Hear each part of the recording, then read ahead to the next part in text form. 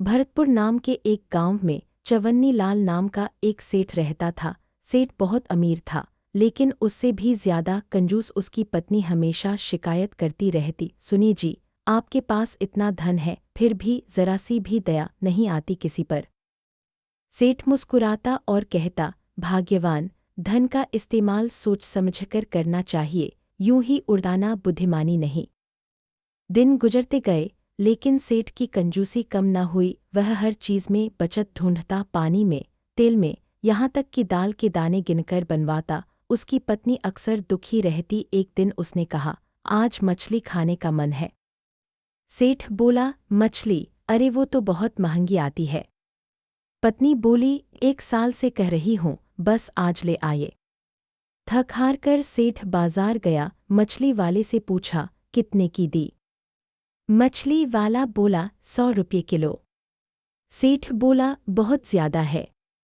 मछली वाला हंसा, तो नदी से पकड़ लाओ, वहां मुफ्त मिलेगी।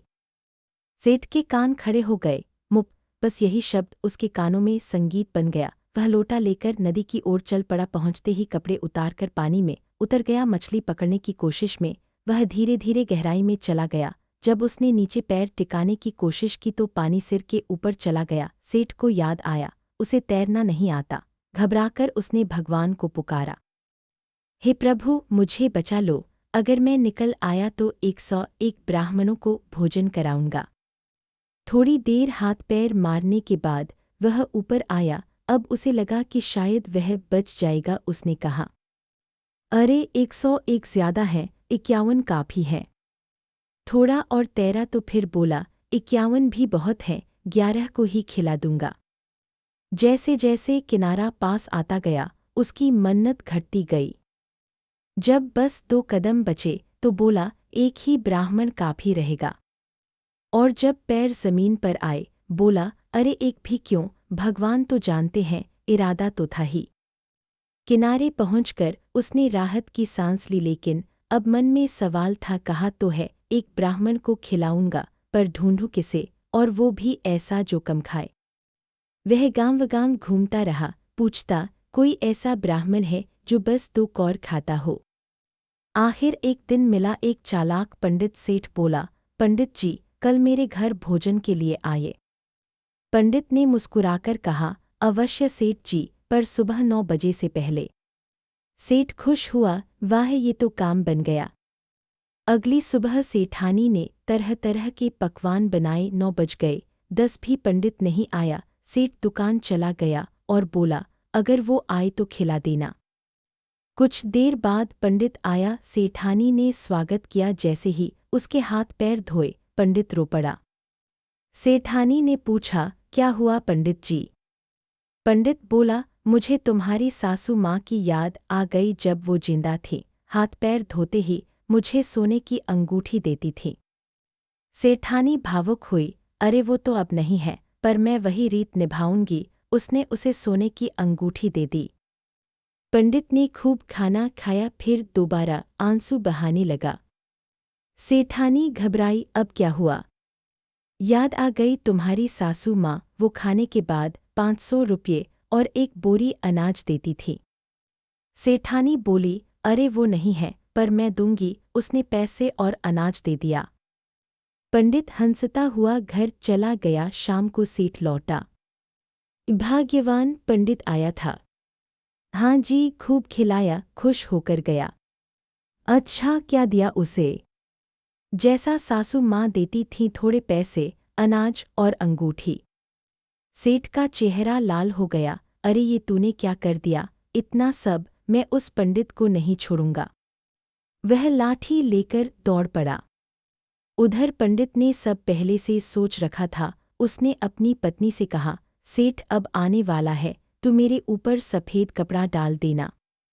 सेठ पहुंचा और चिल्लाया, पंडित बाहर निकल। कोई जवाब नहीं। अंदर घुसा तो देखा, पंडित सफ़ेद कपड़े में लिपटा पड़ा है और उसकी पत्नी रो रही है। हाय भगवान, पंडित जी चले गए। सुबह अच्छे भले थे, किसी सेठ के घर भोजन करने गए थे, शायद वहीं कुछ जहर खा लिया। सेठ के पसीने छूट गए, अरे कहीं गांव में ये खबर फैल गई तो मैं फंस जाऊंगा।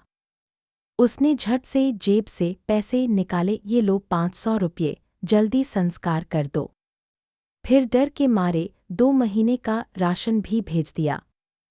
2 महीने बाद जब सब शांत हो गया, पंडित फिर प्रकट हुआ, अब लंबी दाढ़ी में। सेठानी हैरान, अरे पंडित जी, आप तो मर गए थे। पंडित बोला, हाँ सेठानी जी, मर तो गया था, लेकिन स्वर्ग से लौटा हूँ। स्वर्ग वहाँ कैसे? वहाँ आपकी बेटी गुड़िया मिली। उसने बहुत याद किया। उसने कहा, पंडित जी, मेरी माँ बाप को बताना कि मैं ठीक हूँ, बस कुछ कमी है फल फूल और मिठाई की।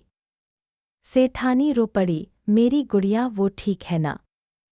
ठीक है, बस थोड़ी कमजोर है, वहाँ खाने पीने को नहीं मिलता। सेठानी बोली, रुको मैं भेजती हूँ। उसने फल, मिठाई, राशन सब बांध कर दे दिया। पंडित फिर 2 महीने मज़े से खाता रहा, फिर आया और बोला, सेठानी जी, खुशखबरी, गुड़िया को बेटा हुआ है, आप नानी बन गईं। सेठानी खुशी से झूम उठी, अरे वाह, गुड़िया माँ बन गई। पंडित ने कहा, वो कह रही थी, नाती के लिए कपड़े और थोड़ा शगुन भेज देना। सेठानी दौड़ पड़ी, कपड़े, आटा, दाल, तेल सब कुछ भिजवा दिया। शाम को सेठ लौटा तो देखा दरवाजे पर ढेर सारा सामान नहीं है। पूछा, ये सब कहाँ गया? सेठानी बोली, स्वर्ग से पंडित आए थे, गुड़िया को बेटा हुआ है। सेठ चौंका, क्या? गुड़िया तो 10 साल पहले मर चुकी और तूने सब दे दिया? हाँ, वही पंडित कह रहा था। सेठ का सिर घूम गया, अरे ये तो ठग है। वह गुस्से में पंडित के घर पहुंचा, लेकिन वहां पहुंचकर उसकी समझ खुली। पंडित शांत बैठा था, बोला, सेठ जी, आपकी कंजूसी ने आपको सबक सिखाया है। भगवान ने आपको जीवन दिया, लेकिन आपने लालच नहीं छोड़ा। सेठ ने सिर झुका लिया, पंडित जी, आप सही कहते हैं, आज के बाद मैं कभी कंजूसी नहीं करूंगा। हर महीने मंदिर में गरीबों को भोजन कराऊंगा और दक्षिणा दूंगा। पंडित ने मुस्कुराकर कहा, यही सच्चा प्रायश्चित है। कहानी का अंत हुआ, लेकिन सीख बहुत गहरी थी। कंजूसी में किया गया पाप एक दिन लज्जा बनकर लौटता है, और बुद्धिमान वही है जो समय रहते